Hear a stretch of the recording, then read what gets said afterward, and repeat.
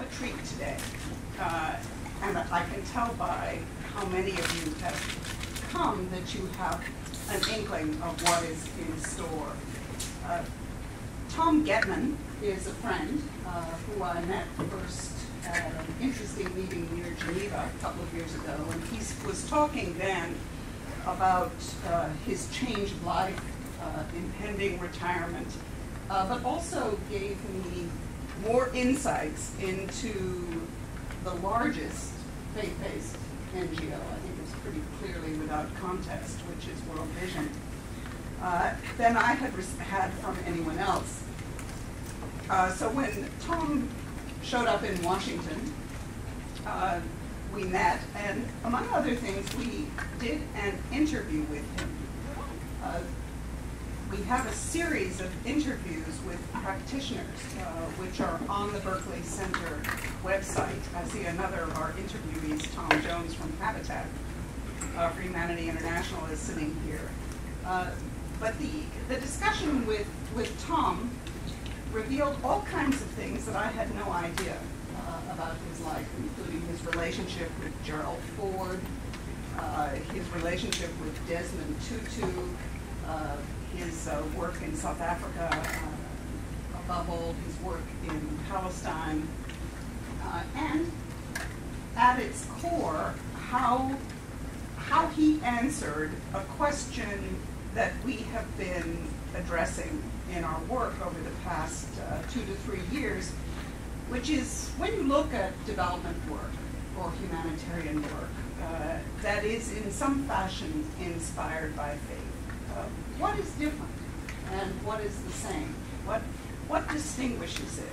And what are the special advantages and what are the special challenges that come from working with organizations that explicitly or implicitly have some link to this large, complicated, rambunctious world of religion? So we invited Tom to share some of his reflections before they become too distant, before he moves into whatever the next phases of his life are, which I hope he will tell us about. I don't know if he's had a chance to eat his, I put it over there on his lunch. But I wanted to welcome, without much more introduction, Tom Getman, who is reflecting on a long career in different parts of World Vision, a career that went before that and that clearly has many years to run, and ask him to challenge us with thinking about the issues that lie ahead for organizations specifically that have links to the world of the evangelicals, and more broadly at this intersection of faith and development. So, Tom, over to you. Thank you. Thank you so much. Thank you for your generous spirit as well as the words, and for the privilege of being with all of you. A lot of good friends around the table, people I hope will be new friends. And I should say at the outset that a good part of my formation has continued right up to the moment we walked in the door with my wife Karen. And for 43 years we have walked together in this pilgrimage, really, of understanding the kingdom of God in the world. And now that Catherine and Tom and others here in the center have gotten our attention by the title about the demise or the away from evangelicalism, we can plunge right in and have some discussion after a few introductory remarks. One of the introductory remarks I want to make is that other people that have shaped Karen's and my life a lot, two of the people are in the room. And Kate Almquist, who was the best hire I ever made, served me, and then Andrew Nazius stole her away, and I've never quite forgiven Andrew for that.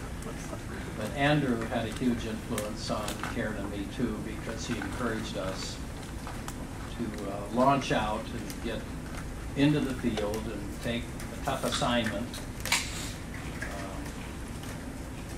Not least of all because we were engaged in such deep conversations all the time. A lot of times we didn't get the work done we were supposed to get done. And I'm so thankful for Kate and Andrew and for their walking with us in World Vision, the years they did, and for the wonderful careers that they went on to after they left World Vision. So thank you, you two. Hope this is just the beginning of getting linked up in a new way.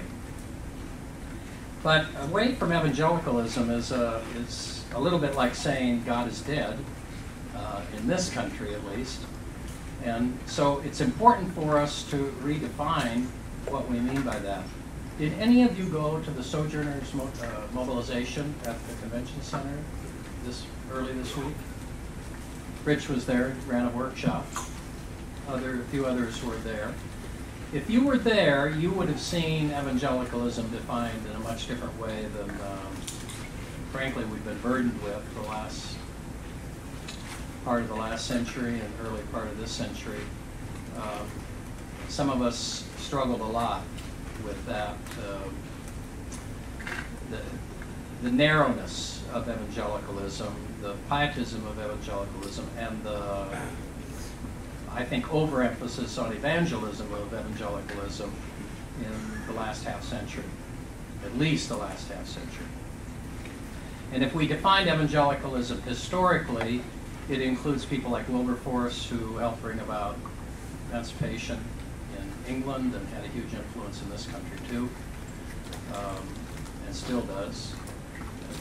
The Jesuits and the other progressive Catholics who did tremendous things during the Dark Ages and still do today, up to recently when a very dear friend Jesuit theologian and scientist was the senior advisor to the Director General at ILO, Dominic Pico, who had huge influence on Karen and me, and is a good friend of Catherine's as well, and we hope will be at this table sometime soon. And because of the work he's done on the Trinity that helps us to understand the wider world of faith engagement with Muslims in particular. And the evangelicalism that came out of the Great Awakening, that was focused on the needs of the poor. And Karen and I both had a faith experience in our teenage years with an organization, an outreach organization that shall remain nameless because we struggle a lot with the theology of that organization. And particularly when I was a speaker at the camps of that organization, I discovered the harsh reality of coming face to face with the more narrow evangelicalism that was a burden to us and I think a burden to the church, frankly. Because we certainly would across the country there were thousands of kids and many who have been shaped in their beginning experience of faith, but who then didn't grow much further because they didn't understand the social implications, the justice implications of the gospel. And when I was a camp speaker at one of the camps where thousands of kids went every summer, I faithfully proclaimed the kerygma of the faith, that Jesus is the incarnation and that man's in need, and the cross is sufficient for all, not only those that understand it, but for all, and that we have to make choices about whether we are or are not going to be faithful people in the kingdom of God. But if ever I raised the issue of the larger community, or took a day out of the camp week to go do social action in the community at the mental hospitals, working with the county maintenance people, or reaching out to the poor in the local community, I got myself in a lot of hot water, because that wasn't really part of the gospel in the narrow understanding of the kind of evangelicalism that sort of grabbed the heart of the right of center church in this country, and continues to in the growth of the independent church movement and the mega churches.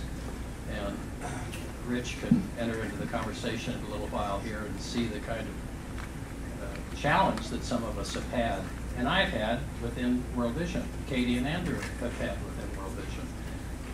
But I have to tell you that you must read this book, A Hole in the Gospel, because Rich Stearns, who is the president of World Vision US, has said what a lot of us have been pushing for a long time. And Richard Ham of Churches Working Together, I think he's a Disciples. Is Rich Disciples of Christ minister? Do you remember what he was before he did this? He said that it was the most important address given at the conference last week. And a very progressive Lutheran pastor, an evangelical Lutheran pastor, no less, defined in the more broader sense instead of the narrow sense, said to me, she now could be comfortable doing World Vision planned famines in her church because the gospel that Rich Stearns is talking about is an inclusive gospel. And I hope and I pray that our kinds of conversations will encourage people to get out of the straitjacket, really, of a gospel that is not, I don't think it's biblical. I don't think it's kingdom of God oriented. And we all know the Isaiah passage that Jesus used in Luke 4 about bringing good news to the poor. And do any of you know the title of the sermon that Martin Luther King preached the week before he died at the cathedral? Anybody remember the title of that sermon? Or have you read the sermon?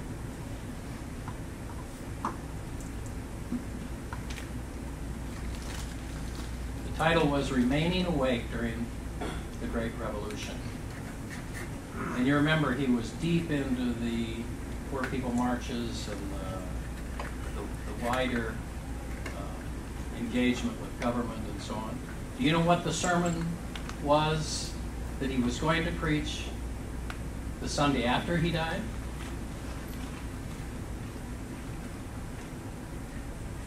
The danger of the American church being condemned to hell. He had the habit of always calling ahead the week before he gave a sermon to give the title to the church and the scripture that he was going to use in a good Baptist fashion to the church secretary so they could print it up. And then, so he was held captive to that vision that he had to perpetuate this. Listen to what Dietrich Bonhoeffer said in Letters from Prison. There remains an experience of incomparable value to see the great events of the world's history from below, from the perspective of the outcast, the suspects, the maltreated, the powerless, the oppressed, the reviled, in short, from the perspective of those who suffer, to look with new eyes on matters great and small. Karen and I have to really say thank you to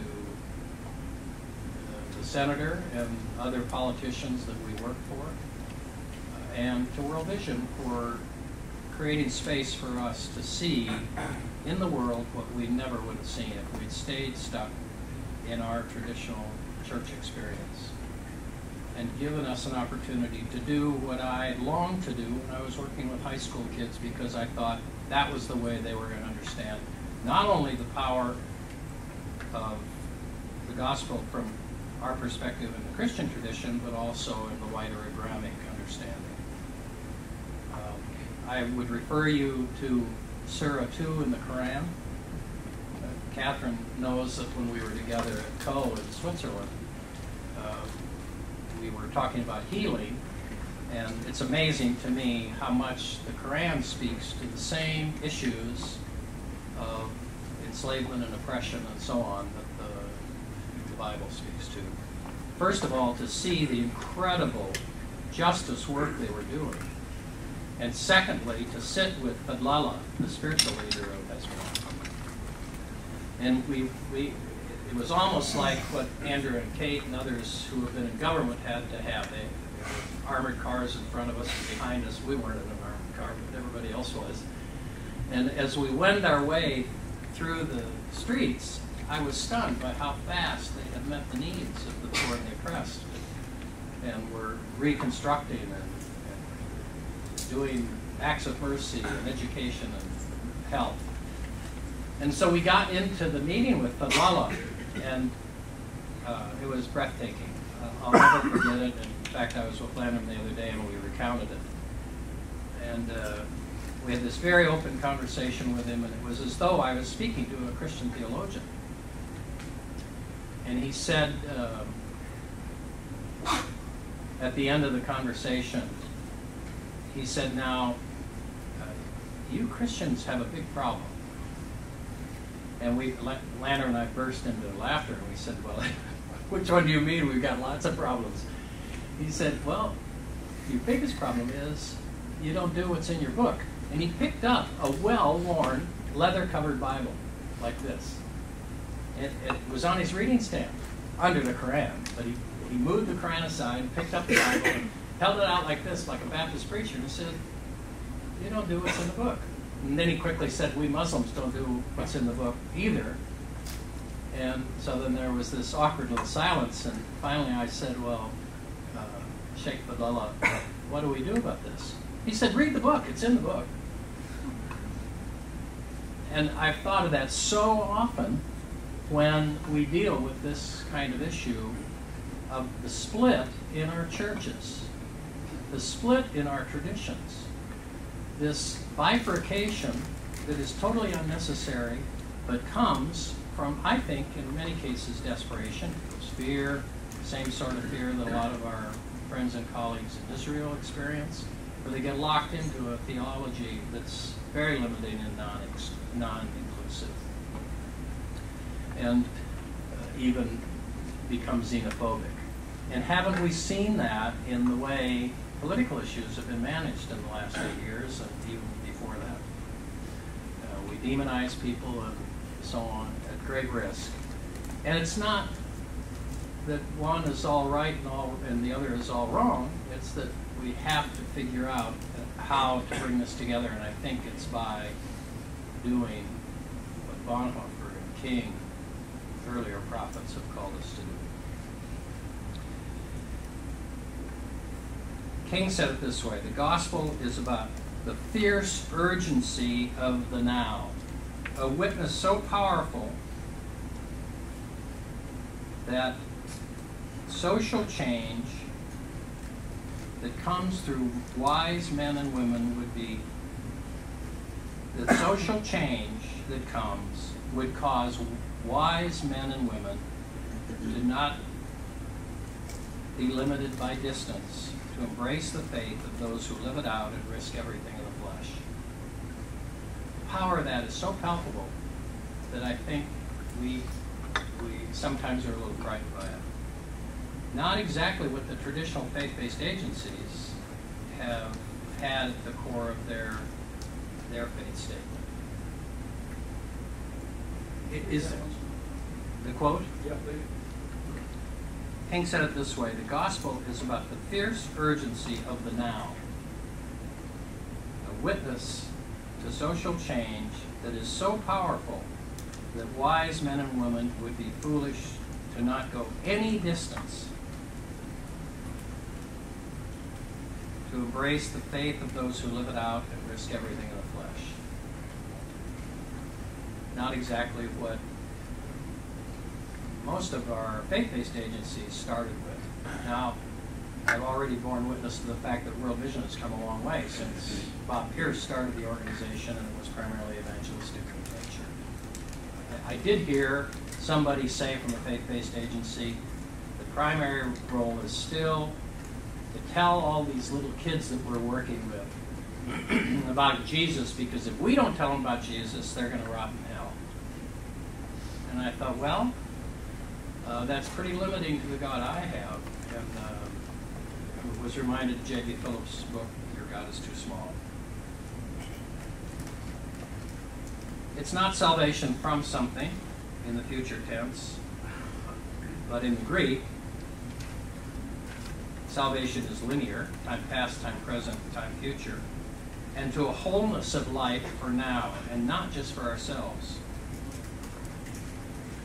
We've had a very serious division in the Western Church. It's not so severe in Europe.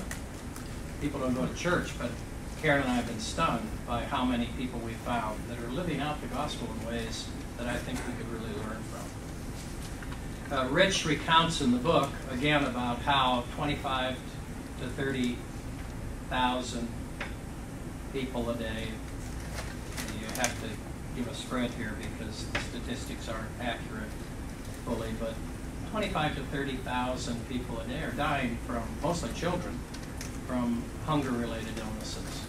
That's like 100 jumbo jets going down every day. Yesterday, today, tomorrow, next week. If we had that kind of crisis with real airplanes, even with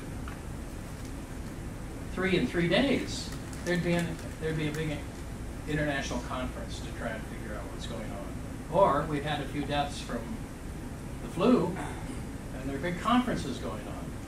It's crazy, isn't it? Everybody's got masks on and everything else. Even Joe Biden is saying, don't get on airplanes. A man who rarely says what he really thinks. But the truth always wins out, and I think people like us are really charged with wrestling with this to try and figure out how we communicate. Karen and I had the privilege of being very involved. If you read the interview, you'll see some more of this, but we were very involved in the anti-apartheid movement. In fact, I was a part of a small team in the Senate that helped draft the legislation and worked with 2 wonderful people from the State Department. People have no knowledge of this because it's never been written up, but 2 very close friends, people of faith, worked with us. I don't think they were assigned by the Secretary of State. Maybe they were, but they sure were pivotal in having legislation that was powerful, effective, timely, and got passed. And everybody knows the story. It's not a miracle what happened there. It's the fact that people worked like crazy to build bridges across the Gulfs. One of the people I mentioned in my interview is a sheikh who really lived out the Kairos moment in ways that I have rarely seen in the Christian community. Rashid Omar is the sheikh of the largest mosque in Cape Town, and if you've ever seen the famous picture of the religious leaders marching in Cape Town when they got sprayed with the purple paint that Archbishop Desmond then was led to say about, you are the purple people. You are the purple people. Sit up straight. Have hope.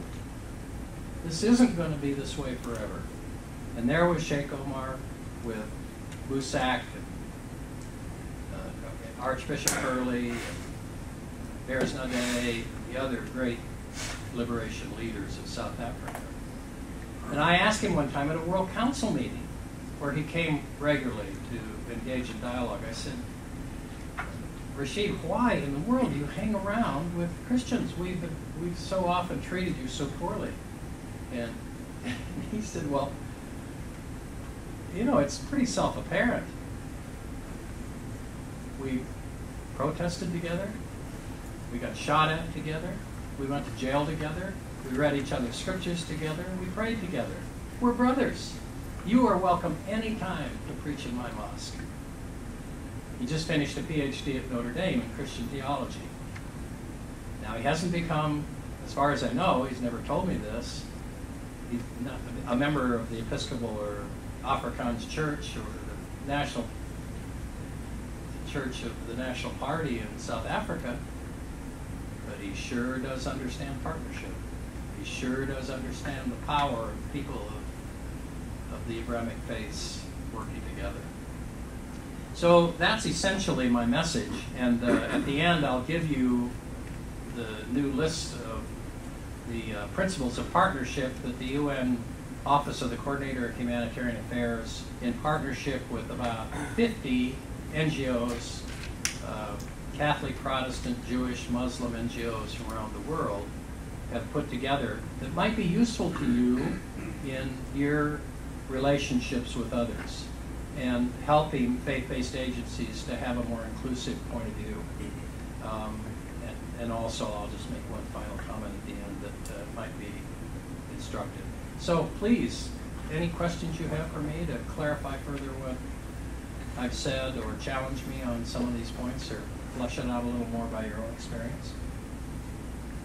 Yeah. Well, maybe I could start out. You know, just picking up on your last statement, Tom, about faith-based, urging faith-based agencies to have a more inclusive, to be more inclusive. Yeah. And it seemed like you used that concept of inclusiveness in two different ways. One would be what I would say to live out the whole gospel. That is, you know, caring for the poor, caring about God's creation, et cetera, et cetera. The other way you seem to call for more inclusiveness would be to work more closely with other faith traditions. Right. Now, in your thinking, is one more important than the other? Do you think both really are needed? And what's happening in world vision? We're supposed to talk about changes in world vision. Are they needed in one direction or the other? As I said earlier, I think I was quite surprised, actually, to see how far World Vision has come. I've been a little bit isolated because I've been in Geneva for 7 years and in Palestine for 5. And felt like many times like I was pushing a rock up the hill. Sisyphus-like. A little bit like what I experienced in the youth organization in my younger years. Wherever you have 40,000 people from many different faith traditions, it's a constant effort to talk about the whole gospel, to talk about an inclusive gospel that cares for the poor and the oppressed. Now, we work with the poor and the oppressed. You'd think we have that theology down pretty well. But in fact, I think in most cases there was a lot of confusion, still some confusion about how much evangelism you do and what really is evangelism. Is it a diaconate type evangelism by exemplifying it in the way you live your life? Like Verna Dozier used to say, don't tell me not what you believe, show me in the way you live your life what you believe. That's pretty consistent with James and 1st, 2nd, 3rd John and the Gospels. That's exactly what Jesus did when he went, first of all, to Tyre and Sidon and Syria, because people in the religious community couldn't hear.